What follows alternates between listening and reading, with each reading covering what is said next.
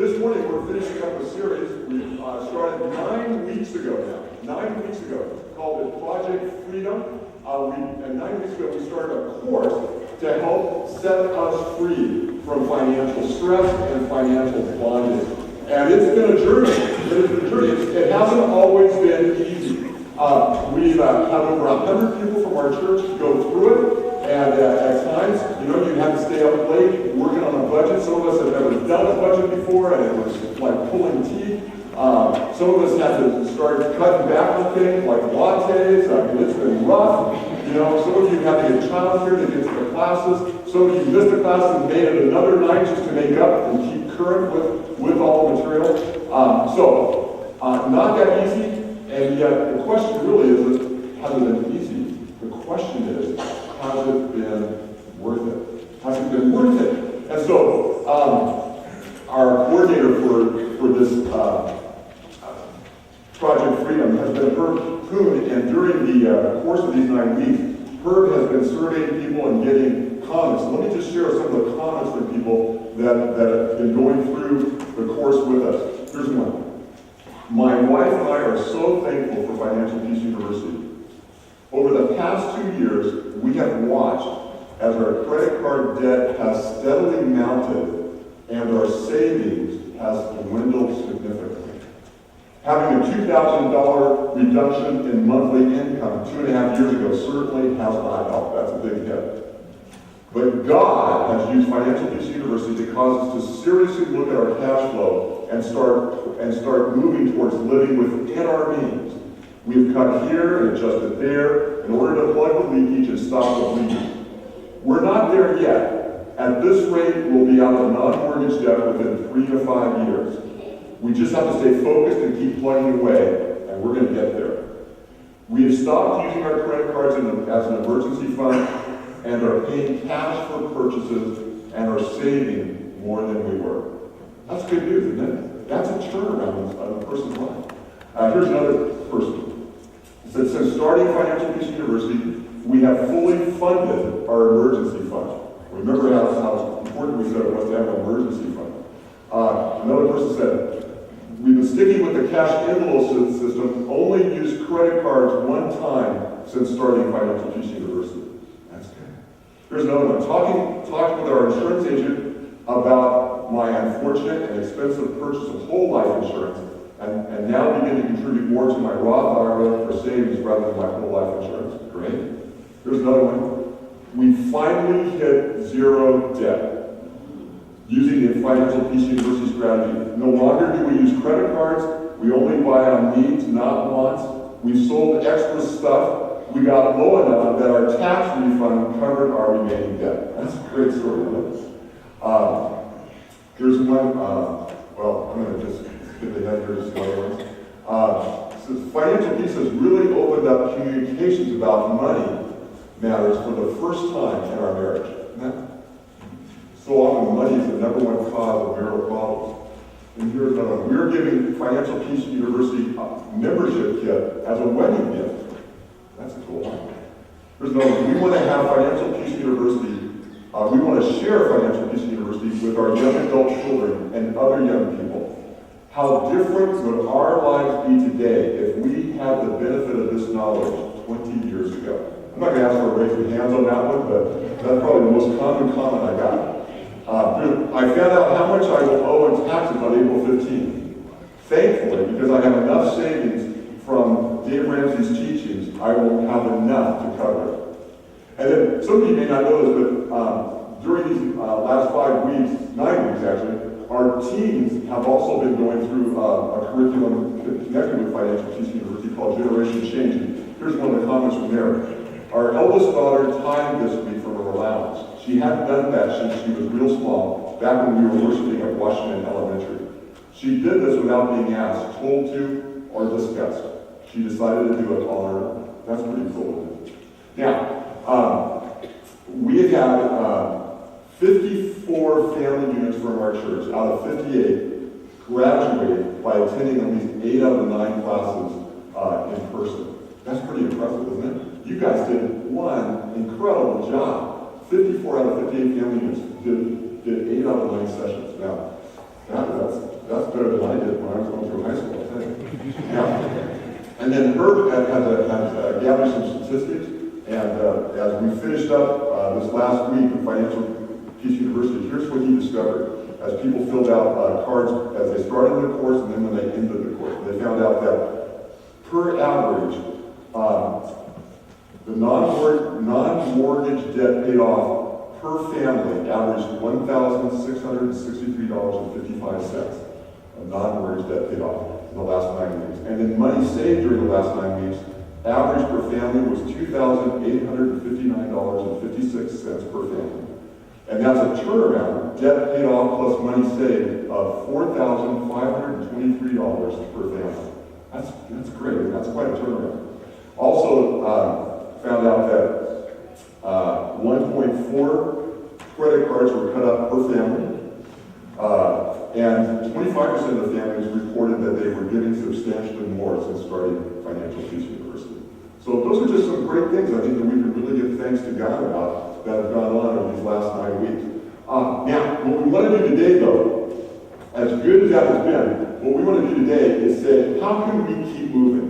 Because it's been great 9 weeks, we've learned a lot of good stuff, some of us have started doing some new stuff, but the key to this is we've got to keep the ball moving. We've got to keep the momentum going. And so today, what I want to do is review 6 key components to getting financially free, to getting to that place where we're no longer under bondage, okay? 6 things, and these are going to be a review for us. We've covered it in our last 5 sermons. We've covered this stuff over the last 9 weeks that we've gone through Financial Peace University. But today I just want to solidify it in our hearts and our minds, and to take it from the theoretical to the decision, to make a decision to really go forward with this stuff. So, Carol Kuhn has designed a great little card for us. And if you want to take that card out of your worship folder right now,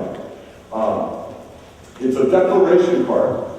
And this is nothing you're going to turn in. This is going to be for you. But what I want to do is go over these 6 main things and hear some testimonies from people about these different principles as we go. So here's our first financial peace declaration. I will acknowledge daily that 100% of my resources belong to God. I'll acknowledge daily that 100% of my resources belong to God. People, this is where it all starts. If we don't get this right, we're not going to get any of it right. Until we recognize that everything we have belongs to God, we'll never have the right attitude toward our finances. Psalm 24:1 says this: "The earth is the Lord's and everything in it, the world and all who live in it." They're all God's. Everything I have comes from God. Every breath I breathe, every step I take, all the resources I have comes from God. And the reality is, none of it belongs to me. Now, listen, when I was born, I didn't bring anything into this world, neither did you. And you know what? When I die, I'm not taking a cent with me. It's all here. I don't own it. I'm just called to manage it while I'm here. Now, I need 2 volunteers, and I'm not going to embarrass it, and you actually don't have to say anything, but can I have 2 volunteers just willing to raise their hands? Oh, Sarah, you're brave, and my dear wife. You should know better. I'm the one asking, but come on up, come on. That's great. So Sarah and Jeff, you should stand right over here. That's great. And what I'm going to do, by the way, this is an illustration that Dave Ramsey taught last week, and I thought it was so powerful. I just want to make sure we all got it. And so here it is. So I've got some money here. Okay? So I've got $100 here, all right? So I'm going to give this, I'm going to place this in your, I'm not going to give it to you. But I'm going to have you handle this for me. And so Sarah, you've got that $100. And now, Sarah, this is the $80. Hey, that's going to make some money out of this. Okay. So Sarah, $80. You got that. Now, let's say Beth is the bank, okay? And you're going to give that money. You're going to place that money in the bank. So deposit in the bank. All right, great. So the bank has it. That's in the bank. Now, let's say 2 years go by, and now you're ready to withdraw that money because you've got some special plans and been planning for it. So let's say you go to the bank and you say, "I'd like to withdraw my money." And they say, you come in and say, oh, now, you're actually Sarah? You're the Sarah. And they say, yes. And I says, oh, okay, wait a second. The manager needs to talk to you before you can try this. So you go back and you sit down and you talk with the manager. The manager says to me, Sarah, listen, I know you put that money in our bank, but a couple of months ago, my wife really needed an extra pair of shoes for a party she was going to. And our son, he just had to have the new Kobe Nikes. And so I didn't have the money. So I just took some of yours and paid for that stuff. That's okay. You're okay with that, aren't you? No. Right. So here's the illustration. We don't know anything. And in this illustration, really, we are the bank, right? Sarah is like God, giving and the question is, it's not our money. It's God's money. And one day we're going to be accountable to how we use it. And the question is, how are we using God's money? You keep it in. Thank you very much. All right. Hey, we've got a person in our church right now who's also going to talk about how this concept of everything I have belongs to God. Is Tim alive? And Tim, if you come up right now and share with us for a moment about that.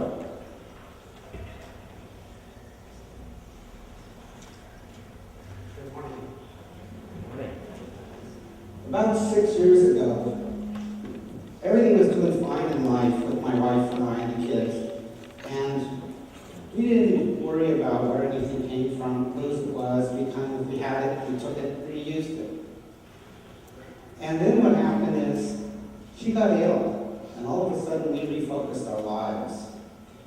And probably the most key thing that we focused on was God, and what was God. Because not only are our resources money, our resources was time. And we discovered that what time we had given, we got back tenfold, 20-fold. And that what we gave to people in time and money and our love in Christ came back to us. And what we discovered was none of it belonged to us to begin with. It was always there. And that we were to use it, and that He gave it to us for His use. And when we used it, even through all of that time of my wife's illness up until her death 2 years ago, we were blessed. And it goes to show that Christ and the Lord is out there. His resources will provide it to us. And when we use it in His name, and we recognize that, we become blessed in the end, and we are able to bless others in the community and in the family. Thank you.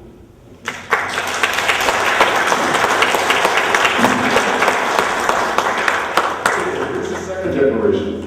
I will assign every dollar a name in a monthly budget and spend my money on paper on purpose before the month begins.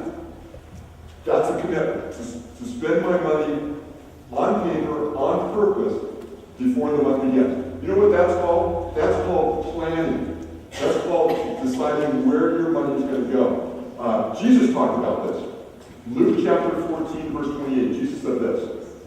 So suppose one of you wants to build a tower. Will he not first sit down and estimate the cost to see if he has enough money to complete it? So that's all about planning. It's about putting things together on paper. We call it a budget. Now, for some of us, budget is a dirty word. It's not a good word because we think budget, we think straitjackets. Oh, if I'm going to go on a budget, it means I'm going to be on bread and water. Oh, no. You know? But here's the reality. A budget is actually liberating. It's empowering when you can actually plan and make decisions on where God is calling you to spend His money. And some of us don't want to make budget because money is already an issue of conflict. But the reality is when you begin to work, if you're married, when you begin to work with your spouse on a budget, so many of you actually become closer together as husband and wife. And it can really be an incredible thing. But one of the persons who have been working on budget during the Financial Peace University is Eric and Sunny Hahn. Now, I got a text message this morning, and I didn't get the full message. For some reason, I'm not quite sure why, Eric wasn't able to make it this morning. But our faithful leader, Herb Poon, is going to come in and do his Eric Hahn impersonation. So,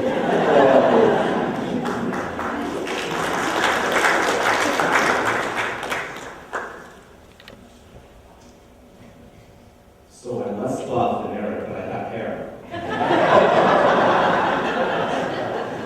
So Eric went with a small group of folks from Journey South Bay to do a one-day mission down in Baja, Mexico.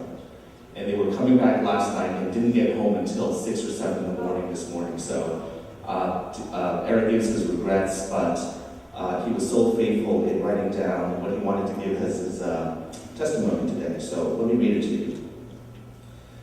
If we truly believe that we're merely stewards of all of our assets we've been given, then we have to manage our accounts wisely. And in order to manage, we have to carefully determine how best to use each dollar for God's glory. In other words, budget. By this I mean calculate your monthly take-home pay and then assign each dollar to a category.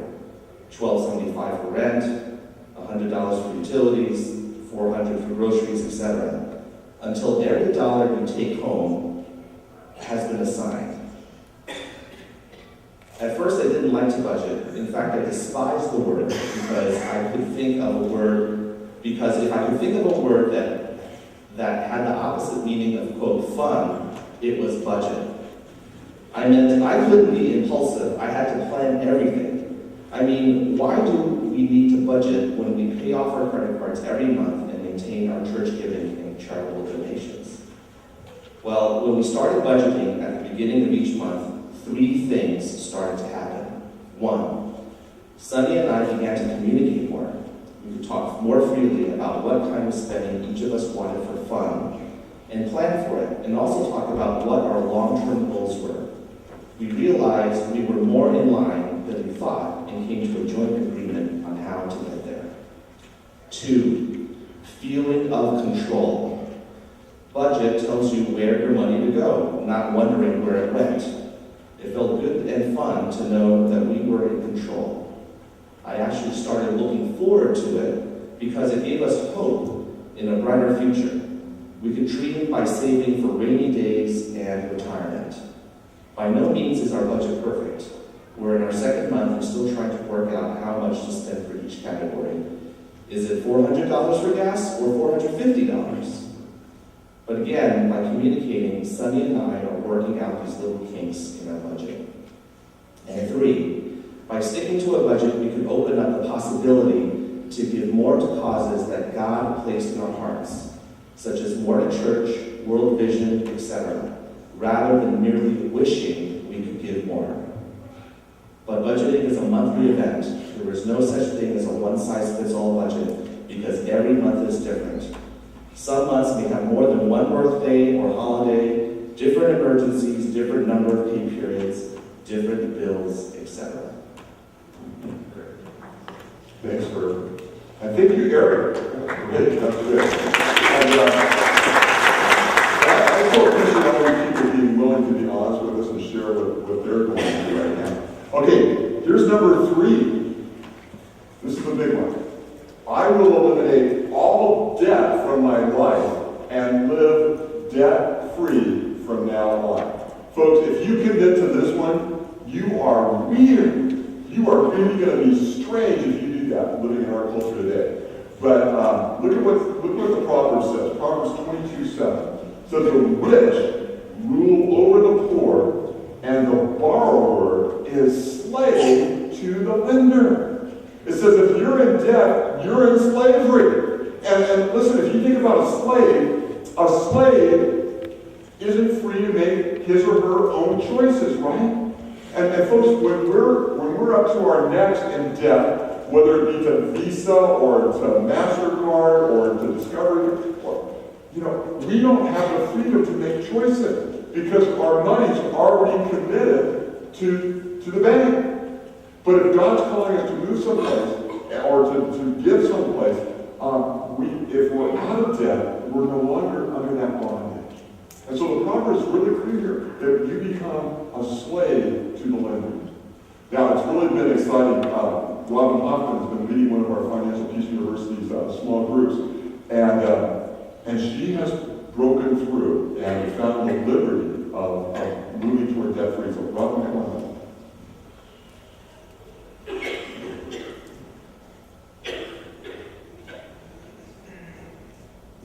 Hi, I'm Robin, and when I went to college, I signed up for a credit card, and I went through college, graduated, had a student loan. Next, I had a car loan, a small one, $5,000 one, but then one of the guys I was dating crashed it. So then I started in a job, had a student loan, had a credit card, and I was in debt. And I worked off most of my debt during my work. And I paid off a lot of it, but I always kept a balance on my credit card. And the thing is that I was robbing myself of my life. And so 2 years ago, I was praying to God, and I was driving a very lonely highway where AM radio only came on. And I found Dave Ramsey, and I bought a book for $10. And for $10, I always had a goal to pay off my credit card. Well, since then, before I met Dave, I separated from the man I was with, and all of a sudden, my small balance on my credit card went to a great amount. And I only have one income, and I'm a single mom, and I always had a goal to pay it off. So within 1 year, I paid off and became debt-free. And how I did it was no more getting my nails done over the past 2 years. No more eating out. Yes, that's packing my lunch every day. No more Starbucks. I made my coffee every morning. No more chiropractor because my back was out and I had to pay out of my pocket. So I suffered a lot of pain. No more movies, but I red boxed it. No more clothes, and I didn't go to the mall. So I never saw a retail store. And I paid instead, I paid cash for all my Christmas, or else I didn't buy a present. All my tax refund over 2 years ago, because I started in September, that all of it went to pay off my credit cards. I garage saled, I Craigslist, and I even cashed for gold. Because this single mom only had one income. I didn't get any child support. I didn't get anything. And so my takeaway from Dave Ramsey of this course, because I did it off a book 2 years ago. So a year ago, September, I've been living debt-free for over a year already. And taking this class with Dave Ramsey, I realized that I no longer have a safety net, a fake one. This is a fake safety net, guys. And this course taught me that, God will provide me. If He provides the birds, He'll provide for me. So this is my last credit card. I wasn't willing to get it up, but here you go.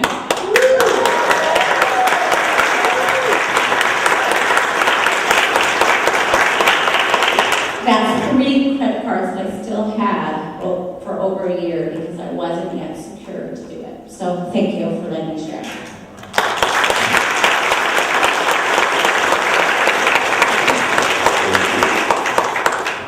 Hey, would you call that bravery? Yeah. That's courage, isn't it? That's weird. Actually, that's weird. Thank you, Robin. How's it feel to be debt-free? It's amazing. Yeah, it feels good. Because I feel like I have my freedom back. Yeah. I feel like I'm not stuck in my job. I'm not stuck in my society way. I feel like I can actually change the whole future. I could, quit my job and I could do maybe travel and do missionary work, or I can do it again because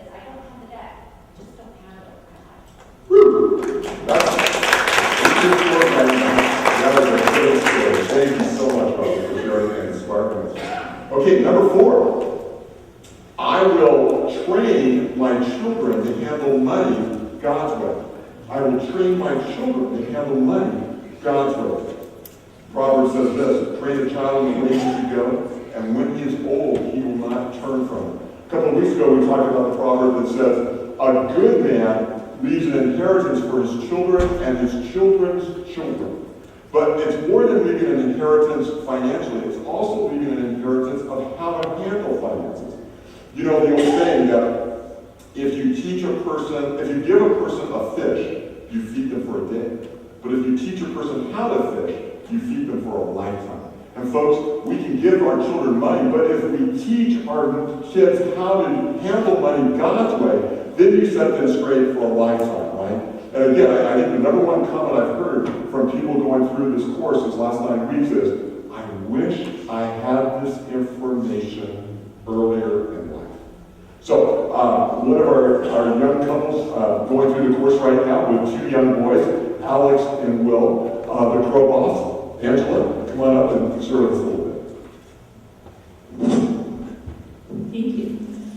My boys are ages 7 and 5, and they are just learning about money. And if you know anything about little kids, it's hard to teach concepts that are really abstract. You have to start with something that's physical and that they can actually feel and touch. So initially, when we started budgeting, and we did FPU last year and this year, recurring members, and I encourage everyone to try it again, we started budgeting at a very, not like a pastor. We started budgeting, and budgeting, like people have said, can feel very constraining or restraining. You can't spend money, and you can't go out to eat, and you can't buy extra toys, or all of those things. So we turned that around for the boys, and we said, okay, every Wednesday, we're going to have treat day. So we have a specific time and that we budgeted for. So instead of non-stop whining, can we go to McDonald's? Can we get an ice cream cone? Can we get cotton candy? We now point to Wednesday as treat day. I'm like, no, it's not Wednesday. Remember last treat day when we had those Slurpees? Wasn't that great? And they totally buy into it. And they love it. That's one way that we've taken our budgeting and applied it to the kids. So they're accepting it. Now, they also have some of their own money to spend. They had a $30, I think it was a Target gift card that they had earned by going to Mattel and testing some toys, very serious work. And so they earned this gift card, and we took the $30, put it at the top of a piece of paper, and said, how would you like to spend this? We budgeted their gift card. And then we went to the store, and one of the items that we were planning to buy, because we looked it up online on the Target website and wrote it down and did math, was a book. We couldn't find the book that Will wanted. So instead, we found another book that he actually wanted more. And he realized that it cost $10 less. And that he went home and did the math, and he realized he still had $10 that he could spend on something else because he learned opportunity cost. And that was something that you can talk to them about, but until they're physically looking at the thing they bought and doing math, then they realize that they can use money and plan it and budget it. Now, one last thing about giving. One thing that we did is we bought a set of Dave Ramsey books, and they cost about $30, or you can get books plus FPU Junior for $35. And Will loves the books.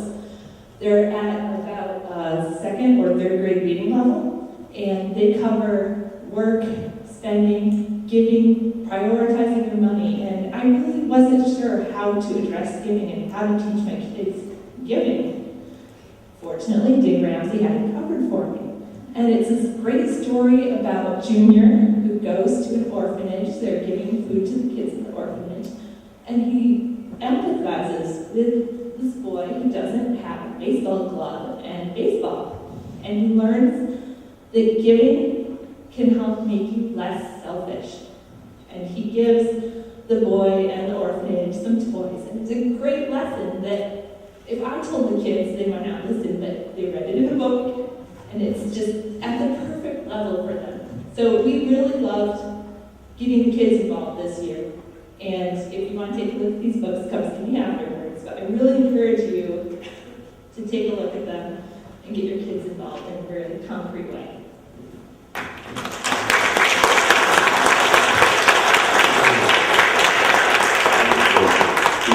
That's leaving a legacy. That's wonderful. Thank you, Andy. Now, number 5. I will save and invest my money, building wealth slowly through consistent, wise decisions. Building wealth slowly. You know, we're in a microwave society. We want it now. We want the quick fix.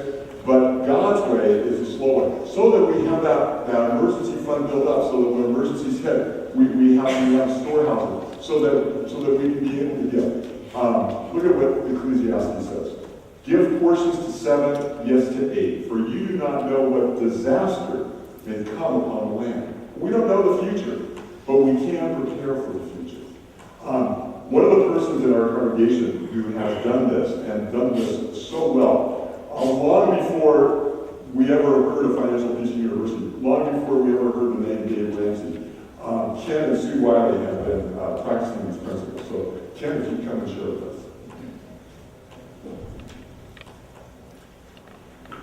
Thank you, Jim. So, before I start, it's always hard to talk about money. It really is, especially, it's easy to talk about money problems, it seems, but non-money problems are always hard to talk about. And God has really blessed you and I over the years with our finances. I've always had a good job. There's been a lot of people making more money than I. I'm kind of a mid-level technical engineer type guy. Not one of those high-paid managers that we all hate. But he truly has blessed us. He's protected us from money emergencies. He's blessed us with our health, minus one broken neck a couple of years ago. But we truly have been blessed by God. If you listen to Dave has these little sayings that he uses on the radio, and one of them is that he gives financial advice, which is nothing more than what your grandmother would tell you. And that's exactly true. Sue and I both came from families that followed the basic core principle of Dave's program, which is you spend less than you earn. And if you spend less than you earn, every year you will save money.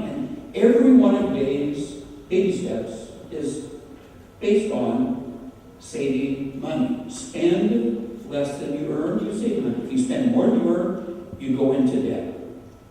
And basically that's what Sue and I have done. We started this plan based on what we learned from our families way before Dave. No reflection on our age. But we can testify, based on our lives, that Dave's 7 baby steps really do work. Spend less than you earn every year, year in, year out, and you will save money, and you'll work your way through the baby steps. With Sue and I, it allowed us to, for all of our married life, we've tithed. It allowed Sue to be a stay-at-home mom. When we first started out, we were both working, but again, our plan was to spend less than I earned and save Sue's job. Then it allowed us then to let Sue do church work after we went into empty net.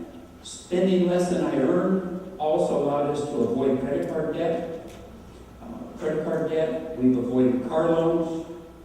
We've always had an emergency fund, and which obviously is baby step 3, an emergency fund. We have been saving for retirement for many years. Dave's baby step number 4. We cash flowed 3 kids through college because we had savings. Dave's baby step number 5. We cash flowed 3 weddings without loans, and those student loans, we sent the kids off on their own without the indebtedness of loan. And in 1992, the first year of Dave's radio show, I don't know if you know that he went on the radio in 1992. And he went on the radio because the radio show went bankrupt. I don't know if you know about that. That's a funny story. The radio show went bankrupt, and one of the guys wasn't being paid, and he had an empty hour, and Dave took the hour and started the show. In 1992, Sue and I completed baby step number 6, which is to pay off the house mortgage early. So we started baby step number 7 in 21 years ago. And most people spend 4 or 5 years on baby step 2. But it is amazing if you just follow his basic premise. Every year, spend less than you earn. Save money, put that money away. And then, like Dave says, if you live like nobody else early in your life, which is basically don't live in debt, don't live with car loans, don't live spending more than you earn. If you live like nobody else early in your life, later in your life, you can truly live like nobody else, which is what Sue and I have discovered.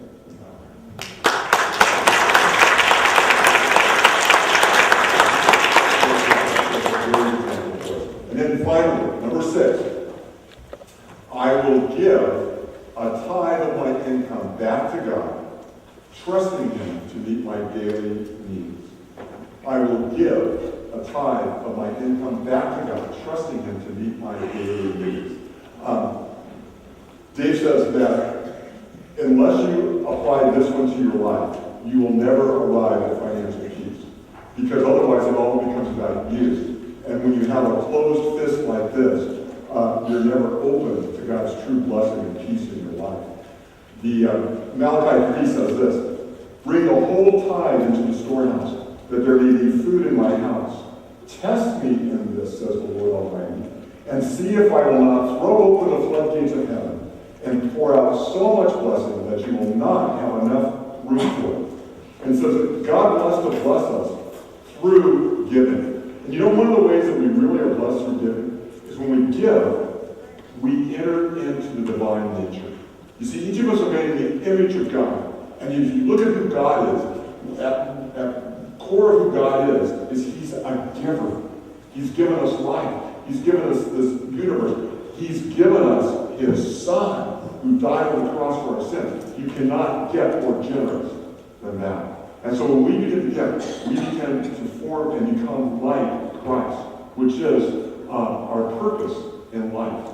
Now, one of the other, another person going through our Financial Peace University these last 9 weeks has been Greg Higa. And this is the area that Craig has been learning and discovering. So Greg, if you would come and share with us.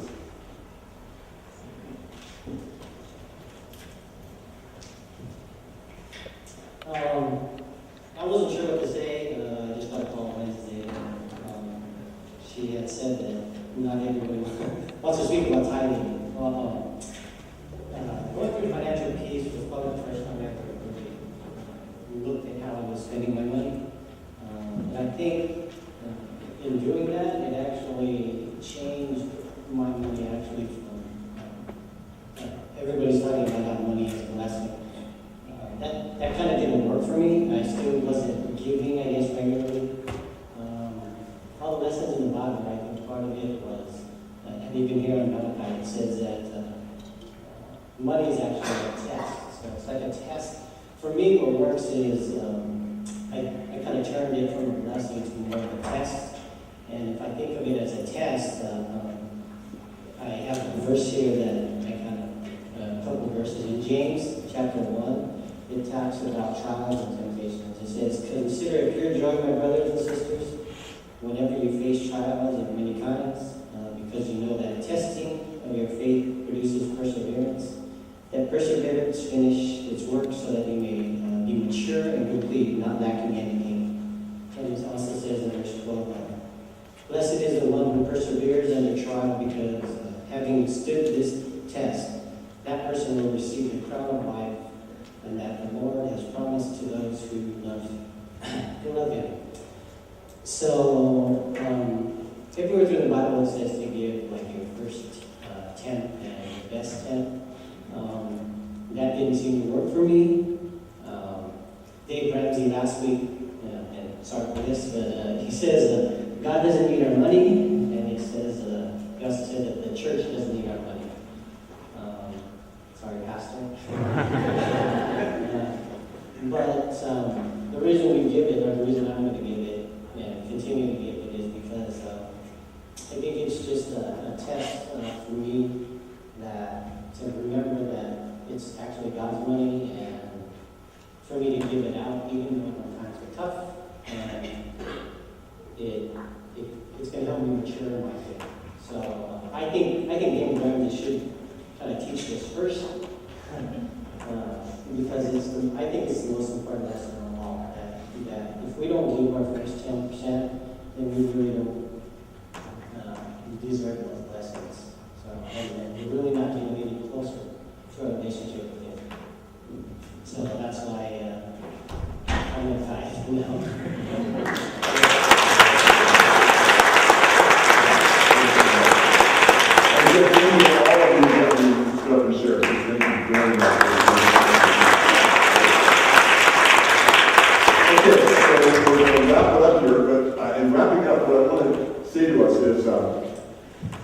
as we've gone through these 6 key principles again, perhaps as we've gone through those, they've resonated with you, spoken to you, and you said, I really do want to get on board with this. I really do want to do this. And so one of the things I want us to do right now is to make a statement verbally that we're going to commit to do this. And you may not. Maybe not all 6 days you're ready to take that step yet, and that's fine. But maybe you are. And so this morning, what I want us to do as a congregation together is to read these 6 declarations together. I think as we say them verbally, it reinforces our intentions to do it and our desire to do this. Now, this is between you and God. As I said, I'm not going to collect these at the end. But this is a way to reinforce your commitment, because it's not really about finishing the course, it's about beginning it now, to keep the ball going. So, what I want us to do is all grab the declaration card, and let's stand together right now. Let's stand together. And as we stand together, we're going to say this out loud. If you're ready, we're not listening to other people, but this is between you and God. But if this is something that God is solidifying in your heart, this is something that you want to commit to. Well, I believe that if you commit to these 6 things, you're going to change your family tree. Your future can be different.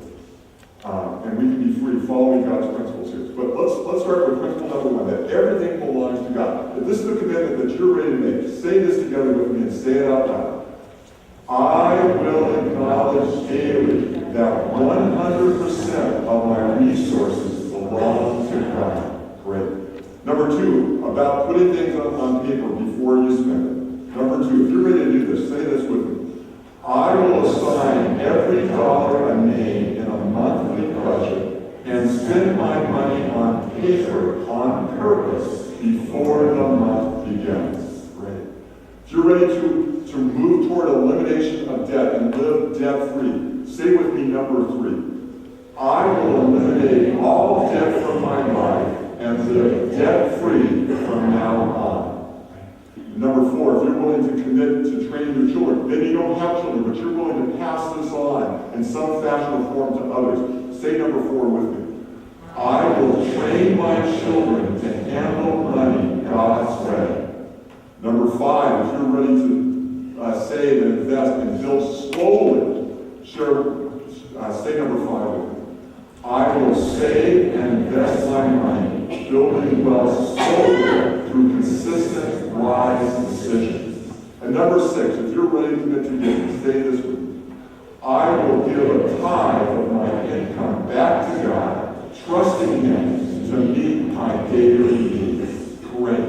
Now, if you're ready, sign this at the bottom, date it, and take this home with you, and put it someplace where you'll see this every day for the next 30 days. So you can really continue to ingrain this into your life to be changed.